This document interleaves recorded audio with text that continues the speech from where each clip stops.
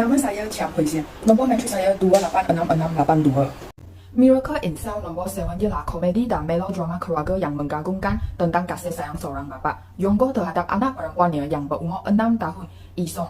Dia sentiasa meletakkan Isong sebagai keutamaannya kerana dia menyimpan semua bayarannya hanya untuk membeli beg Salomon untuknya. Pada musim sejuk itu, Yonggo yang cacat mental ditubuh, mencabar dan membunuh anak perempuan seorang Pesuruhanjaya Polis. Ia berlaku apabila anak perempuan Pesuruhanjaya Polis meninggal dunia dalam kemalangan aneh di mana dia tergelincir di atas ais dan mengalami kecederaan maut di bahagian belakang kepala semasa membawa Yonggo ke kedai lain yang menjual beg Salomon. Oleh itu, polis yang bertanggungjawab mengambil kesempatan ke atas kecacatannya dengan memaksanya mengaku melakukan jenayah itu dan pada masa yang sama mengabaikan perkara yang nyata. Oleh itu, Yonggo dipenjarakan di sel nombor 7 dengan hukuman mati yang tidak adil. Semasa dia di penjara, kedua geng Yongho melayaninya dengan begitu terus selepas membaca file jenayahnya. Tetapi, Yonggo ambang menyelamatkan bantuannya daripada dikam oleh kedua samseng saingan walaupun layanan telah diterima. Lama-kelamaan, bantuan mula ragu-ragu dengan tuduhan ke atasnya. Jadi, mereka mulai percaya kepada dan membantunya membalikkan keputusan semasa perbicaraan semula. Lee Hwang Kyung ialah seorang pengarah filem dan penulis skrip Korea Selatan. Dia memulakan kerjaya dengan He Was Who pada tahun 2004. Dua siri seterusnya ialah Loom Sugar pada tahun 2006, berkisah tentang Siren yang bercita-cita menjadi a jockey and camp pada 2011 yang berdasarkan kisah benar, menggambarkan hubungan antara kuda lumba dan cedera baru-baru ini dan jockey yang secara beransur-ansur kehilangan penglihatannya. Yang the last one is Miracle in Cell nombor 7 pada tahun 2013. Ia menjadi hit terbesar tahun ini dengan lebih daripada 12.32 juta penonton. Nama saya Tan Suci, nombor metrik adalah 284624. Hari ini saya akan membincangkan dua perkara iaitu teknik kamera dan juga teknik penguntingan dalam wayang Miracle in Cell nombor 7. Yang pertama, teknik kamera yang digunakan iaitu tempakan dekat, dalam bahasa Inggeris dipanggil close-out shot. Ini adalah teknik sinematik yang hanya menampilkan kepala watak supaya dapat menunjukkan watak emosi yang lebih jelas. Sebagai contoh, selepas melawat pegawai penjara, kamera menangkap Isung keluar dari pintu penjara dan melihat belon kuning tersebut. Dalam teknik penguntingan pula, telah menggunakan potongan lompat. Dalam bahasa Inggeris panggil jump cut.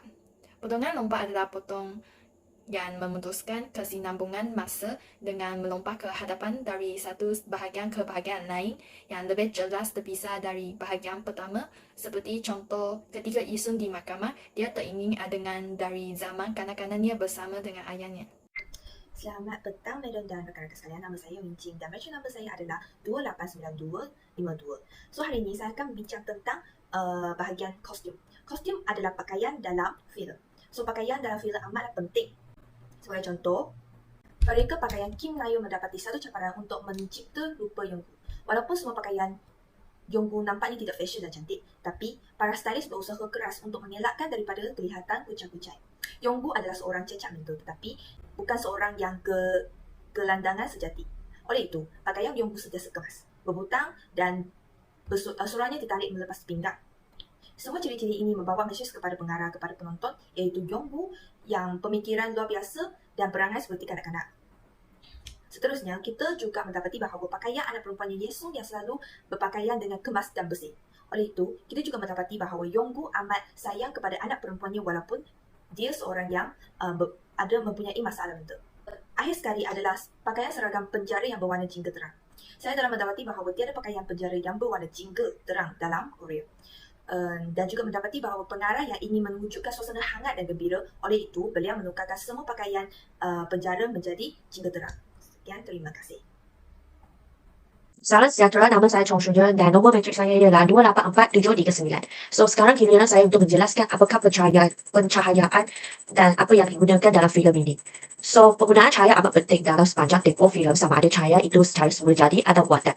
Cahaya semula jadi boleh ditengok dalam gambar yang pertama iaitu semasa watak utama dan ayahnya berada dalam balon gambaran tersebut. Bayang atau percayaan atmosfera dalam membantu mencipta mood tanpa menggunakan warna. Seterusnya adalah gambar yang kedua yang menunjukkan jarak dekat lebih kukuh dan lebih fokus kepada watak tersebut untuk menghilangkan bayang-bayang dan menambah rasa mendalam dalam tembakan tersebut iaitu boleh dikatakan close shot. Solekan, menurut pentadbiran makanan dan darah FDA menyatakan bahawa solekan ialah digunakan untuk tubuh badan manusia untuk pembersihan, mencantikkan dan menggalakkan daya tarikan atau mengubah rupa tanpa mencerdaskan struktur atau fungsi badan.